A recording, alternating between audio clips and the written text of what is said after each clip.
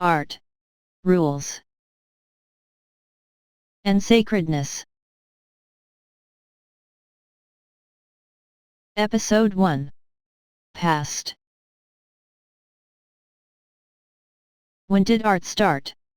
The beginnings of art are described as old as human history, as old as the history of language, or dating back far before the discovery of writing. In short, art was born as a means for people to express themselves, their feelings, their needs, and began by converting basic materials, the first examples of which were rendered into stones, walls, rocks, or what they saw around them. In fact, art began with people by interpreting the nature they saw around themselves and what exists. According to Tolstoy, the explanation of art is that the reason for the emergence of true art is the inherent need that art feels to express its accumulated feelings. Just like a mother's pregnancy is caused by love.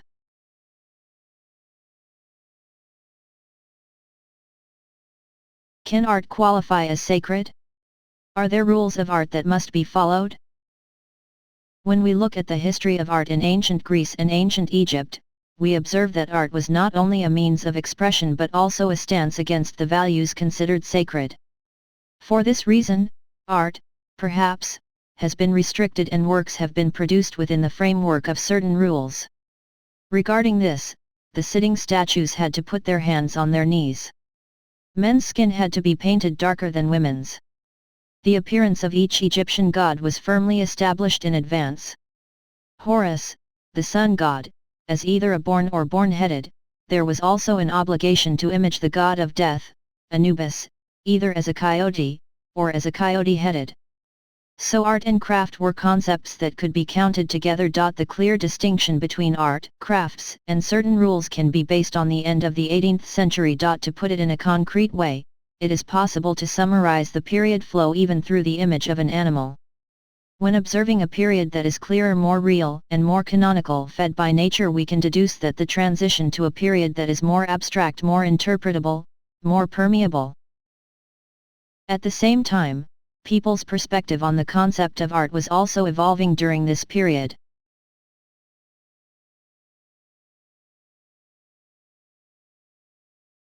Episode 2. Today. Is the change of art also observed in the process of production and exhibition of art? The production process of art is as important as the product that is considered a work of art today. It is possible to see examples where art becomes a performance more than a concluding product. Perhaps the way the art product which is exhibited also triggers the effect that the art product has on people. Museums, which used to be places where art was exhibited, are described as sacred temples, and art has lost its spiritual influence today as it has been transformed. Maybe it should have lost. Museums used to exhibit art, and exhibition spaces had to keep up with the change in art.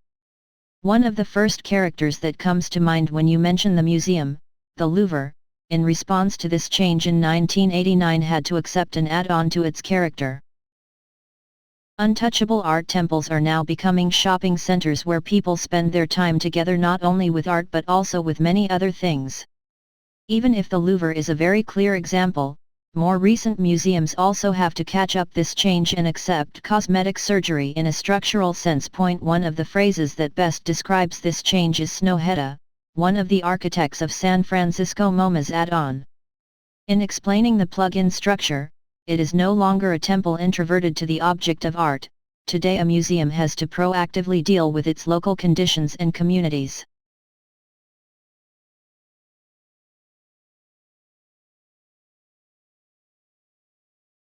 Episode 3.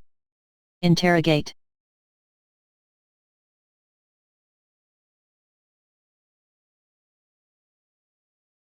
Is art free? Does the production process make him unique? Does it harm the quality of a work of art that can be reproduced or copied? Does a copy of a work of art count as a work of art? Sigmund Freud said, when we look at a grisly photograph over and over again, it has no effect. When viewed, a visual that can cause instant emotional change begins to lose its effect when more than one side is next to it. I will be writing Guernica on the internet soon. I will select any of the pictures I want, which are lined up side by side in very different pixels, and download them to my computer. And my printer will, for the first time, work its brushes on A4 paper with paint, and I will hang it on the wall. And the impact of this work of art and the Guernica I visited at the museum will be very different from each other. Of course, when we look at that painting for the first time, it might lose its striking since I've seen it on the screen or on the wall before. Does the questioning of an artwork's quality by individuals limit the freedom of art? Art is transforming. As art's interest in the natural wanes, it has gone down the path of reinventing itself.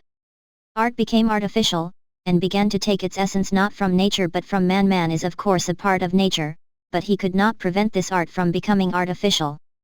This reinvention has given rise to more of an emphasis that is at the core of contemporary art. It is, in turn, an exaggeration of the importance of art. Art today is perhaps no different from any everyday object or event, but for some reason this situation could not prevent art from exaggerating its own importance. On the contrary, art has gained more importance and prestige in society than before and continues to win today. This importance and prestige is also artificial. A business person who has no sentimental interest in art wanted to see the painting on his wall by paying millions to the most visible point of his room in order to pass on the prestige of the art to his customers. Art is more precisely intertwined with product capital. The purpose and outcome of art's production is different from the day when art first came out. The statue of Anubis is not a product of capital. But the statue of Anubis is also a result of the reflection of the art transformation of his era. Art has united with the element of religion and become an expression of its era. Art became more intertwined with everything as the ages progressed. In fact, one reason why everything can be described as art and everything can be described as art and exhibited is that the concept of art is free and original. Now everyone can produce art, and everyone can criticize art. Why and based on what? This immensity and transcendence has reached the point of satisfaction today and has reached a point that needs to be questioned. It must now revisit the norms that determine art and update its boundaries again. Today, art has ceased to be a representation of a natural instinct since primitive man. It has become the product of interest of a tamed perspective. Art can no longer help the nature of man while meeting the instinctive result or expression intention of the life that exists at its core. As if magic had been corrupted in the process from primitive to modern man, the thing that is claimed to be art cannot express anything but transcendence. Is art sacred? How original and true is the concept of untouchable art? Can every art production qualify as art? Art is at a point where reality cannot be expressed. I must express that I have consciously described a process by asking and questioning. Because in order to perceive and question the narrative, the individual must first ask the questions he/she needs to ask himself/herself, explain them. Because the greatest mistake has been realized slowly through the ages, and art is intertwined with the individual. This interrogate has only one outcome. Perhaps the only way out of the future is to question the divine that exists at the core of art, along with the present.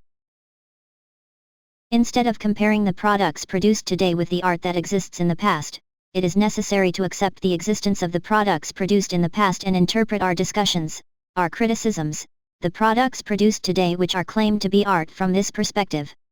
Art is anonymous. Art cannot be expressed by the egos of individuals. Art and ego can only occur when questioning and criticizing art with art. If art is a means of expression, it is necessary to observe people's identities in the product, rather than looking at their identities from the shadow of their personal identities. In this way, people's egos can be prevented from getting in the way of art's own ego. Anubis is a product of art but should not be characterized as art. Contrary to the essence of art, it has gone beyond the expression and narrative of the individual's self and has come to be used for different interests. Instead of comparing the art, the process of the creation of the art product, the artist, and the place where the art is exhibited, one should think singularly. Of course, art can be influenced by art produced in the past. It suits the essence of art. Because art feeds on what is natural, and art produced in the past has also been mixed with nature. Art is sacred, but talking about the sanctity of the product of art and making it untouchable can only break the purity of art by using the canonical deregulation that exists at the core of art.